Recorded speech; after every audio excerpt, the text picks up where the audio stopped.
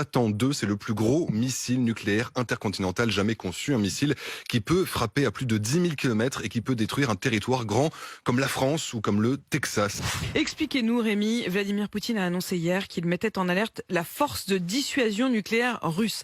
Quelle menace représente aujourd'hui l'arsenal nucléaire russe? Eh bien, c'est tout simplement le plus grand arsenal nucléaire du monde devant les États-Unis.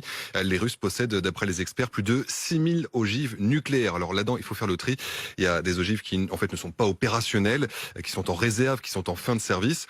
Mais même si on regarde uniquement les ogives opérationnelles, ce qu'on appelle les ogives déployées, ça reste colossal. La Russie en possède plus de 1600 têtes nucléaires prêtes à être lancées depuis le sol, depuis un sous-marin ou depuis un avion. Alors les États-Unis en ont un peu plus, mais les deux pays ont augmenté leur arsenal l'an dernier. S'étaient mis d'accord en 2010 sur une limite à ne pas dépasser, mais ils s'approchent de cette limite. Et surtout, depuis 10 ans, la Russie a largement modernisé son arsenal. Elle a dépensé énormément d'argent pour ça.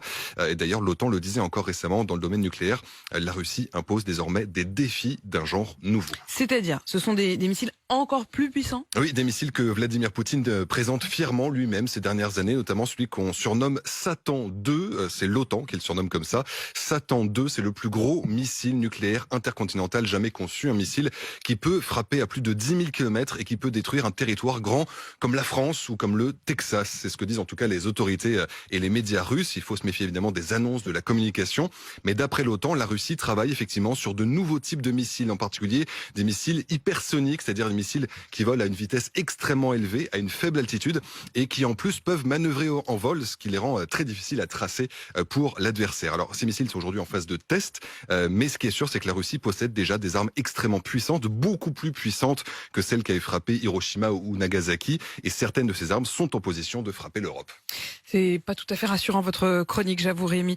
Oui, parce qu'en fait, donc ces missiles, ces pays sont positionnés très proche de nous. Oui, on sait qu'il y a déjà des missiles à capacité nucléaire dans l'enclave de Kaliningrad, ce petit territoire russe coincé entre la Pologne et la Lituanie. Mais bientôt, c'est toute la frontière est de la Pologne qui pourrait être menacée, puisque des missiles pourraient faire leur apparition en Biélorussie. On l'a appris hier, la Biélorussie va modifier sa constitution.